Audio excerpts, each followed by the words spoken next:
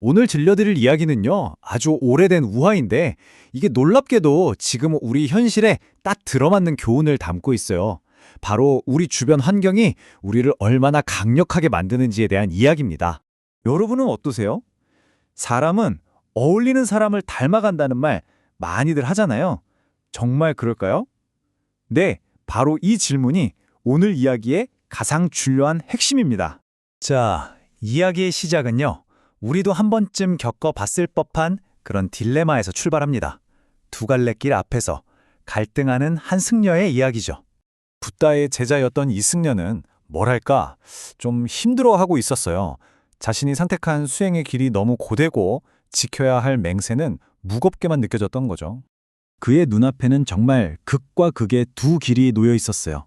한쪽은 매일같이 탁발하며 고행하고 규율을 지켜야 하는 붓다의 길.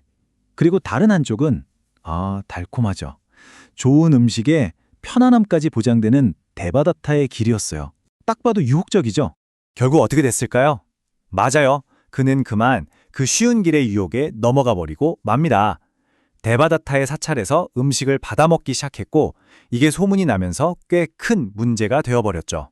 자, 결국 이 승려는 붓다 앞에 서게 됩니다.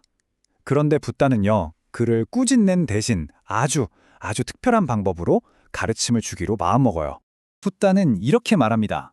네가 지금 잘못된 길로 가고 있는 건 맞다. 하지만 말이야, 나쁜 법 때문에 흔들린 게 너뿐만은 아니다. 이렇게 말이죠.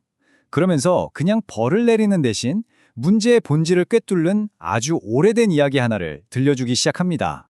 그리고 그 이야기는 바로 고대 베나레스 왕국의 궁전에 살던 한 코끼리에 대한 이야기였어요. 이름은 담셀. 아주 온순한 코끼리였죠.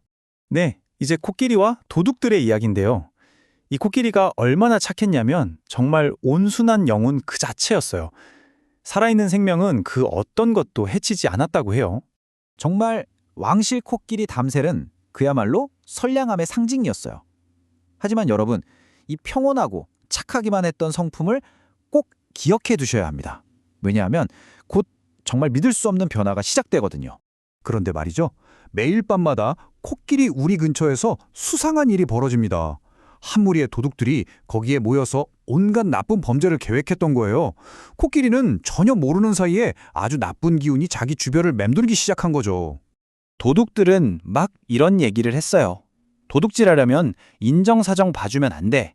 폭력적으로 무자비하게 그냥 뺏는 거야. 그런데 순진한 코끼리는 이 끔찍한 말들을 듣고 뭐라고 생각했을까요? 이게 바로 세상 사는 법이구나. 이게 나에게 주는 가르침이구나. 하고 완전히 오해해버린 겁니다. 보세요. 이 변화는 정말 단계적으로 일어났어요. 처음엔 그냥 도둑들의 험악한 말을 엿듣는 거였죠. 그러다가 그걸 교훈으로 착각하게 되고 마침내 자기도 모르게 폭력적이고 위험한 존재로 변해버린 겁니다. 정말 무서운 일이죠? 그저 듣는 것만으로 한 존재의 본성이 이렇게까지 바뀔 수 있다는 게요. 결국 사달이 났습니다. 그 착하던 코끼리가 완전히 난폭하게 변해서 자기를 돌보던 조련사까지 해치고 근처에 오는 사람은 누구든 공격하기 시작했어요. 이건 정말 충격적인 장면이죠. 그저 몇 마디 말 때문에 완전히 다른 존재가 되어버린 거니까요. 본성이 뿌리채 뽑힌 겁니다.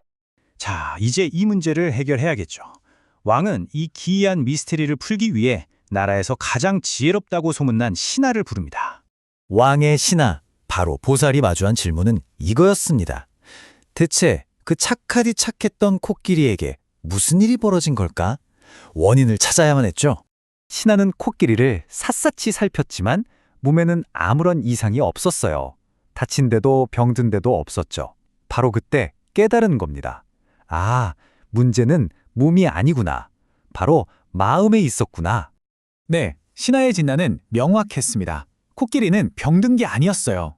다만 끊임없이 들려오는 나쁜 말들에 그 마음이 중독된 것이었죠. 말 그대로 나쁜 영향을 받은 겁니다. 바로 그 도둑들의 말 때문에요. 그렇다면 치료법은 뭘까요? 약이 아니었습니다. 아주 새로운 종류의 가르침이 필요했죠. 어찌 보면 정말 단순하고도 우아한 해법이었어요. 신하는 덕망 높은 현자들을 코끼리 곁으로 보냈어요. 그리고 그들은 이런 말을 들려주었죠. 고귀한 존재는 참고 기다릴 줄 알며 자애롭고 다른 일을 해치지 않는다. 도둑들의 말과는 정말 정반대죠? 놀랍게도 이 선한 말들을 계속 듣자 코끼리는 다시 예전의 온순한 모습으로 돌아왔습니다.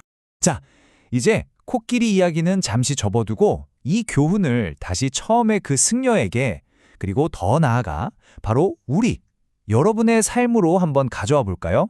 이 이야기가 우리에게 주는 교훈은 정말 명확합니다. 첫째, 아무리 선한 존재라도 나쁜 환경에 계속 노출되면 타락할 수 있다는 것. 둘째, 하지만 반대로 이미 타락했더라도 좋은 영향을 받으면 다시 회복될 수 있다는 것. 그리고 가장 중요한 건 결국 내가 어떤 말들, 어떤 환경에 둘러싸여 있느냐가 바로 나라는 사람을 만든다는 겁니다. 코끼리 이야기를 다 듣고 나서야 그 승려는 아차 싶었겠죠. 진짜 문제는 그 맛있는 음식이 아니었던 겁니다. 바로 자기 삶에 스며들도록 허락해버린 그 해로운 영향력, 즉 데바다타와의 관계가 문제의 핵심이었던 거죠. 이렇게 해서 이야기의 처음과 끝이 딱 맞아떨어집니다. 그래서 오늘 마지막으로 여러분께 이 질문을 던지고 싶습니다. 여러분의 마음, 여러분의 삶이라는 마국간에는 지금 과연 어떤 목소리들이 울려 퍼지고 있나요? 도둑들의 목소리인가요? 아니면 현자들의 목소리인가요?